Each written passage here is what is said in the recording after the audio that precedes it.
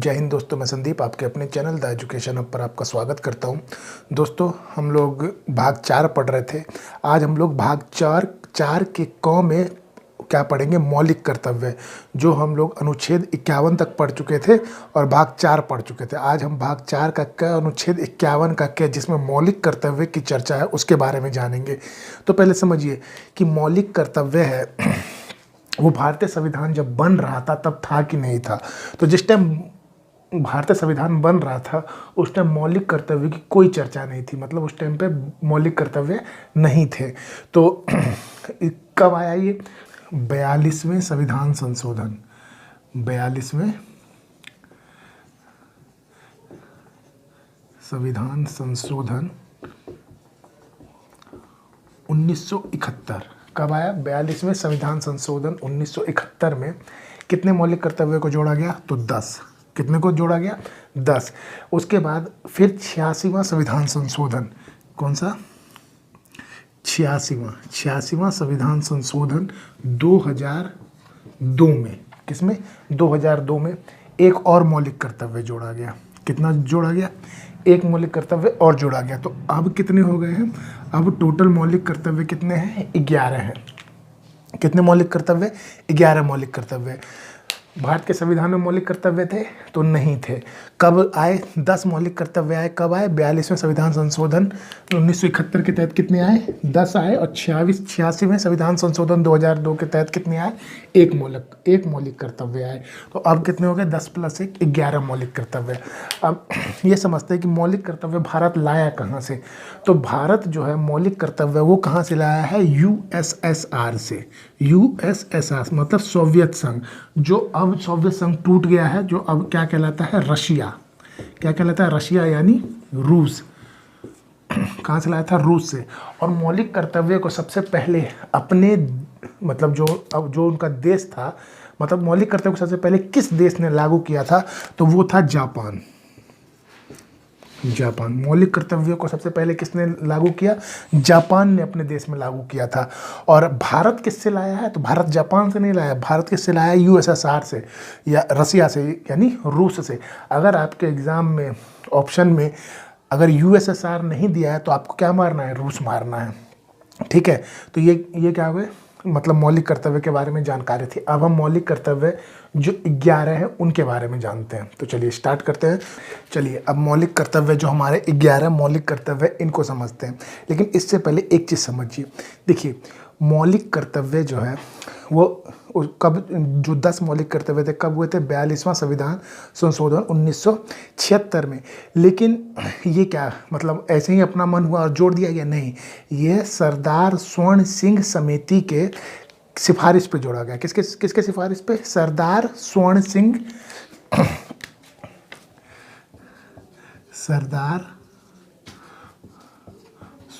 सिंह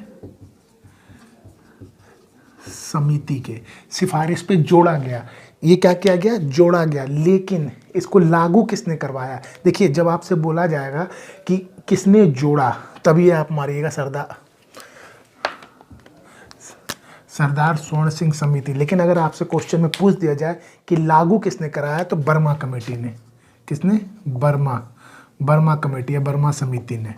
ठीक है। तो क्वेश्चन ध्यान से देखिए, लागू जो करवाया वो किसने? बर्मा। और सिफारिश किसने की? सरदार स्वर्ण सिंह समिति ने इसकी सिफारिश की। अब आते हैं कि वो जो मौलिक कर्तव्य, जो हमारे 11 मौलिक कर्तव्य हैं, वो कौन कौन से हैं। अच्छा देखिए, आपने राज्य के नीति निर्देशक तत्व में पढ़ा था, और क्या पढ़ा था कि मतलब ये देश का काम होगा, इसे ज़बरदस्ती एनफोर्स नहीं करवा सकते हैं, मतलब इसके लिए सज़ा का प्रावधान नहीं होगा। 4 में था। ये भाग 4 का क है और अनुच्छेद 51 का क है। क्या है? भाग 4 का क, अनुच्छेद 51 का क। इसमें भी है क्या, जब आप एग्ज़ाम देंगे तो उसमें क्वेश्चन आता है कि कोई भी आपसे मौलिक कर्तव्य के बारे में पूछ दिया जाएगा कि क्या इसे सरकार मतलब क्या आप अगर इसे नहीं करेंगे तो आपके ऊपर कार्रवाई होगी?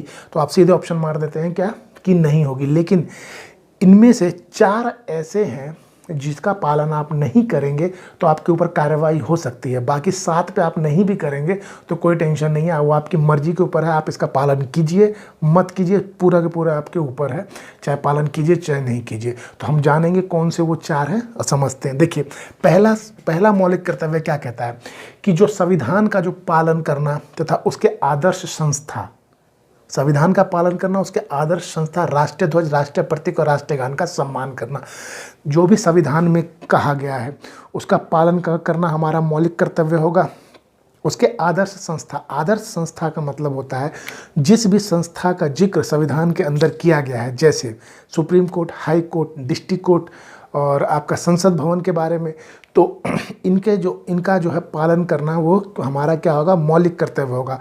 जैसे अब ताजमहल की चर्चा नहीं है तो क्या उसका पालन करना हमारा मौलिक कर्तव्य नहीं, लेकिन आदर्श संस्था जो भी है, जिसमें भी संविधान के बारे में, संविधान के अंदर जिसकी भी संस्था की चर्चा है उसका पालन करना हमारा क्या होगा, मौलिक कर्तव्य होगा।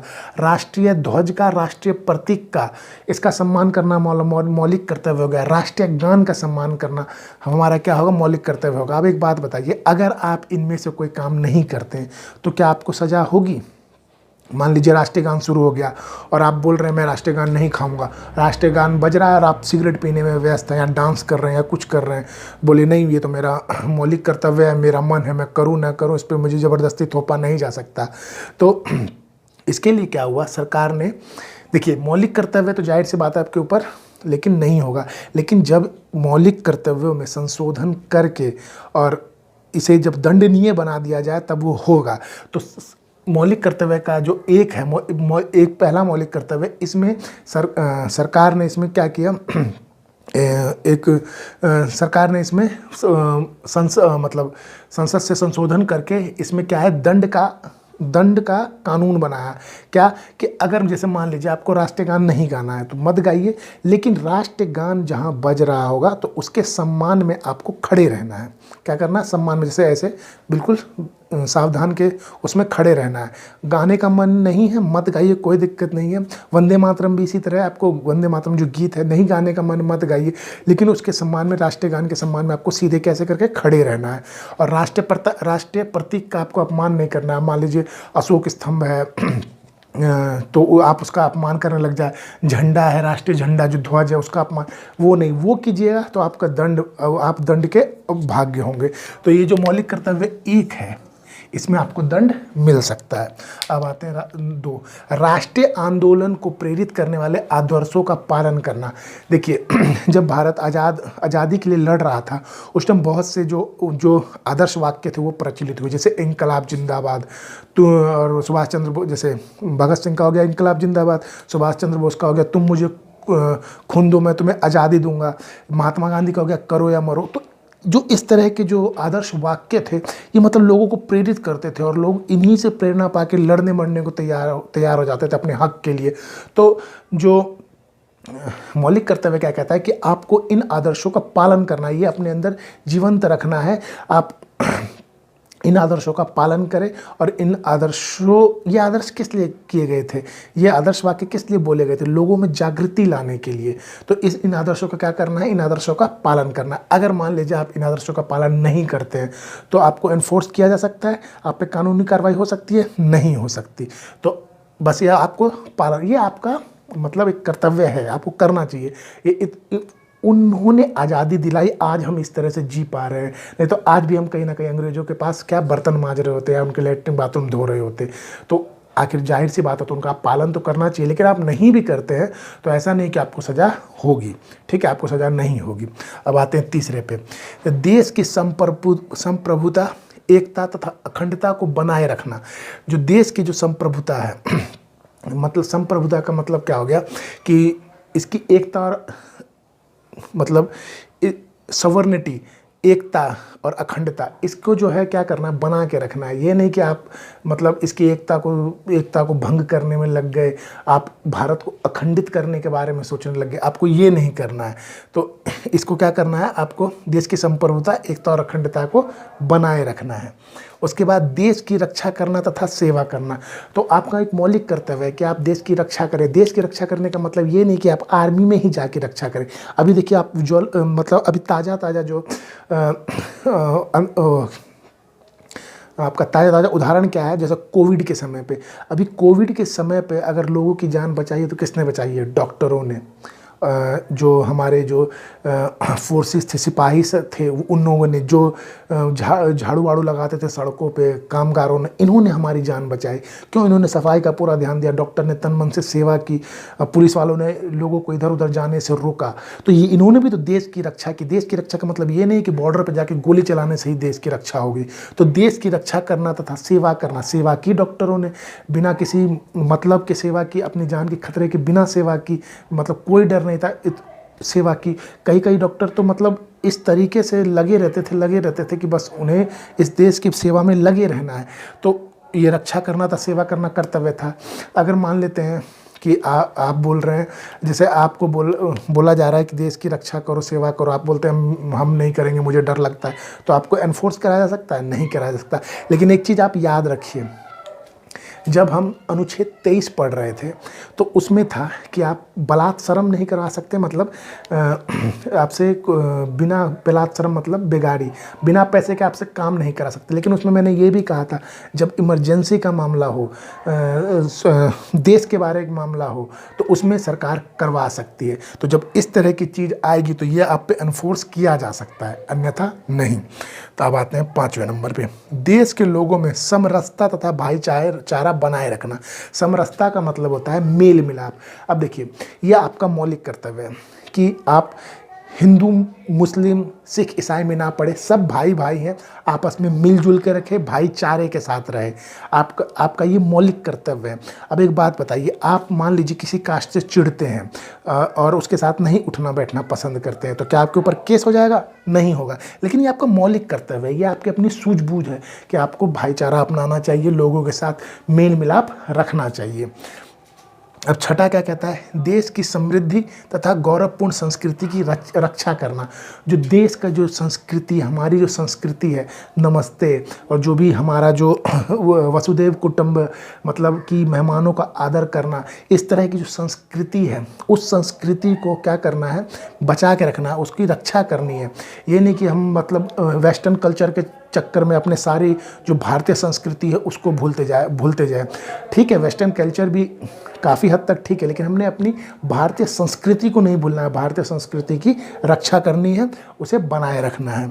उसके बाद 7वां क्या है? पर्यावरण तथा वन्य जीव की रक्षा करना। पर्यावरण का मतलब क्या हो गया? एनवायरनमेंट और जो वन्य जीव है, वन्य जीव का मतलब हो गया वन में रहने वाले जीव, उनकी रक्षा करना भी हमारा मौलिक कर्तव्य है। क्या है? हमारा मौलिक कर्तव्य है। अब बताइए, ये जो मौलिक कर्तव्य अगर आप नहीं करिएगा तो आपको दंड मिलेगा क्या? तो इसमें मिलेगा। तो 7 नंबर में क्या होगा? आपको दंड मिलेगा।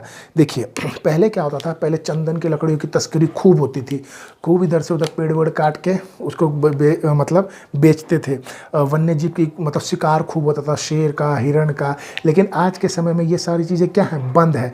अगर आप इस चीज़ों को करते हैं तो आपके ऊपर कानूनी कार्यवाही हो सकती है। तो आपका स्वयं की जिम्मेदारी है, आपका अपना मौलिक कर्तव्य है कि आप पर्यावरण तथा वन्य जीवों की रक्षा करें। अगर नहीं करेंगे तो कानूनन आपको सज़ा मिलेगी। और यही नतीजा, प्रकृति के साथ खेलने का नतीजा आज आप लोग देख रहे होंगे कि हम कोरोना काल में घुसे हुए हैं। ये प्रकृति के साथ खिलवाड़ करने का नतीजा है। भले वो खिलवाड़ हमने नहीं किया, लेकिन किसी ने तो किया। वो चाइना वाले तो कुछ भी खा जाते हैं, जो मन करे खिला दो उसको, वो सब खाते हैं और फिर भारत में बीमारियां लाते हैं। तो पर्यावरण तथा वन्य जीव की रक्षा करना क्या होगा? हमारा मौलिक कर्तव्य होगा। अगर नहीं करेंगे तो इसमें कानूनन अपराध है। किसमें? एक पहले नंबर में और एक 7वें नंबर में। अब 8वां देखिए, वैज्ञानिक दृष्टिकोण अपनाना। वैज्ञानिक दृष्टिकोण अपनाने का मतलब ये नहीं है कि आप वैज्ञानिक बन जाना है, उनके दृष्टिकोण को अपनाना है। दृष्टिकोण का मतलब वो लॉजिकल चीज़ों पे बात करते हैं, लॉजिक रहना चाहिए किन्हीं बातों पर कि इसको कैसे किया जाए। ये नहीं कि आप अंधभक्त हो जाइए। कोई आपको अभी कितने ठगी हैं जो भगवान के नाम पे आपको डर दिखा के ठग लेते हैं। मैं ये नहीं कह रहा भगवान पे विश्वास मत रखो, क्योंकि भगवान पे विश्वास रखने से ही हम आगे बढ़ सकते हैं। भगवान पे विश्वास रखो, लेकिन उन ठगों के ठगी में मत आओ कि वो आपको भगवान के नाम पे ठग लेते हैं। तो लॉजिक अपनाओ, लॉजिक को समझो। लॉजिक आप में रहना चाहिए कि अगर ये बंदा इस बात को कह रहा है तो इस बात में कितनी सच्चाई है। अभी क्या है, लोग बात जैसे व्हाट्सएप पे कोई मैसेज आया, फेसबुक पे कोई मैसेज आया, तो उसे पढ़ते ही सोचते हैं कि ये बिल्कुल सही है और उसको सच मान बैठते हैं। नहीं, उसके पीछे की गहराई को समझिए। ये जो कही जा रही हैं ये बातें सच भी हैं या गलत हैं, इन चीज़ों को समझिए, अपना दिमाग लगाइए। उसको कहते हैं लॉजिकल यानी वैज्ञानिक दृष्टिकोण अपनाना। तो आपका मौलिक कर्तव्य, नहीं अपनाइएगा तो कोई कुछ कहेगा, कोई कुछ नहीं कहने वाला, लेकिन आपको लॉजिक अपनाना चाहिए। तो ये किसमें है, वैज्ञानिक दृष्टिकोण अपनाना, मौलिक कर्तव्य 8 हो गया। 9 में क्या कह रहा है, सार्वजनिक संपत्ति की रक्षा करना। जो भी सार्वजनिक है उन संपत्तियों की रक्षा करना, जो भी सार्वजनिक संपत्ति है उसकी रक्षा करना क्या होगा, हमारा मौलिक कर्तव्य होगा। जैसे कि रेलवे है, सरकारी बसें हैं, सार्वजनिक संपत्ति जैसे आप लाल किला, ताजमहल, ये सब घूमने जाते हैं, इन पर किसका, पूरी जितनी भी भारत की जनता है उनका हक है। ये किसी पर्सनल का नहीं है। तो इसकी रक्षा करना आपका मौलिक कर्तव्य होगा। मान लीजिए आप नहीं करते तो क्या आप दंड के अपराधी होंगे? इस केस में आप बिल्कुल होंगे। आप ऐसा नहीं है कि ट्रेन है तो आप ट्रेन को चला दें, कि बस है तो बसों को चला दें। अगर आप ऐसा करते हैं तो आप कानूनन अपराधी कहलाएंगे और आपको कानून सजा देगी। अभी आपने हाल फिलहाल में देखा होगा कि उत्तर प्रदेश में बसें जला दी गई थी, तो क्या किया गया, जिन्होंने जलाया उनको पकड़ के उनसे पूरा का पूरा वसूला गया है। तो ये कानूनन अपराध है। तो एक आपका क्या हो गया, सार्वजनिक संपत्ति की रक्षा करना। अब 10वां क्या कहता है, व्यक्तिगत तथा सामूहिक भलाई के लिए तैयार रहना। इसका मतलब क्या है कि जो व्यक्तिगत यानी आप अकेले और आप समूह में भी लोगों की भलाई करने के लिए तत्पर रहिए। आप अपनी भलाई तो करिए ही करिए, आप अपने आप को आगे तो बढ़ाइए और लोगों को भी आगे बढ़ाइए। जैसे कि मान लीजिए आपको किसी चीज़ की नॉलेज है, उस चीज़ को आप जानते हैं, तो आप ऐसा मत कीजिए कि दूसरे को मत दीजिए कि नहीं ये जान जाएगा तो हमसे आगे बढ़ जाएगा। नहीं, आपको तो आगे बढ़ना ही बढ़ना है और लोगों को भी बता के अपनी चीज़, जैसे उनको उन चीज़ों के बारे में बता के कि उनका अधिकार क्या है, किस चीज़ के लिए लड़ सकते हैं, उनको भी बताइए, उनको प्रेरित किए और उनको भी आगे बढ़ाइए। ये आपका मौलिक कर्तव्य है। अगर आप नहीं करते हैं तो कोई दिक्कत नहीं है, मत कीजिए, लेकिन आपका एक कर्तव्य होना चाहिए कि अपने तो आगे बढ़िए और लोगों को भी अपने साथ आगे बढ़ाइए। ये हो गया 10। अब ये लास्ट, इसमें क्या कहता है, ये कब जोड़ा गया था, 86वां संविधान संशोधन 2002 में, कि 6 से 14 वर्ष के बच्चों के अभिभावक को उनको प्राथमिक शिक्षा दिलानी पड़ेगी। ये आपका मौलिक कर्तव्य है, ठीक है। और अगर मान लीजिए उनके माता पिता नहीं दिलाएंगे, दिलवानी पड़ेगी, इसमें भी कानूनन अपराध है। तो ये आपका 11 नंबर भी क्या होगा, इसमें आपको सज़ा मिल सकती है। देखिए, इसी को ही 21 के क में जोड़ा गया था। जब हम लोग 21 का क पढ़ रहे थे तो उसमें कहा गया था 6 से 14 वर्ष के बच्चों को 6 से 14 वर्ष के बच्चों को प्राथमिक शिक्षा कौन देगी, गवर्नमेंट देगी। सरकार का फर्ज होगा कि उनको दे। और मौलिक कर्तव्य में भी कह दिया कि सरकार तो देगी ही देगी, और उनके जो 6 से 14 वर्ष के जो अभिभावक हैं उनका भी मौलिक कर्तव्य होगा कि वो क्या करें, उनको शिक्षा दे। अगर नहीं दिलाते तो उन पर कानूनन कार्रवाई होगी। अब आप लोग सोच रहे होंगे कि मान लीजिए कि मेरा बच्चा है और मैं अपने बच्चों को शिक्षा नहीं दिलाता हूँ, तो कानूनी कार्रवाई करेगा कौन, उसको पता कैसे चलेगा? तो सही बात है कि उसको पता कैसे चलेगा, लेकिन आपके बच्चे को ही किसी ने बता दिया कि आपका अधिकार है, आप मांगिए माँ बाप से, और नहीं देते हैं तो केस हो जाएगा, तब तो बच्चा आपका कर सकता है उस पर केस, हाई कोर्ट या सुप्रीम कोर्ट जाके। तो ये, लेकिन वैसे इतनी तो नौबत नहीं आती, लेकिन माँ बाप का फ़र्ज़ होना चाहिए कि अपने बच्चों को वो प्राथमिक शिक्षा दिलाए। और उसमें पैसा भी नहीं लग रहा है, आप सरकारी स्कूल में पढ़ा सकते हैं। वो सरकार का कर्तव्य भी है कि 6 से 14 वर्ष के बच्चों को पढ़ाए लिखाए, ठीक है। तो ये आपके क्या हो गए, मौलिक कर्तव्य हो गए। इन मौलिक कर्तव्यों को आप मानिए मत मानिए कोई दिक्कत नहीं है, लेकिन 1, 7, 9, 11 अगर आप नहीं मानिएगा तब दिक्कत है। बाकी आप 7 मानिए चाहे मत मानिए कोई दिक्कत नहीं है, लेकिन 1, 7, 9, 11 नहीं मानिएगा तो आप कानूनन अपराधी होंगे।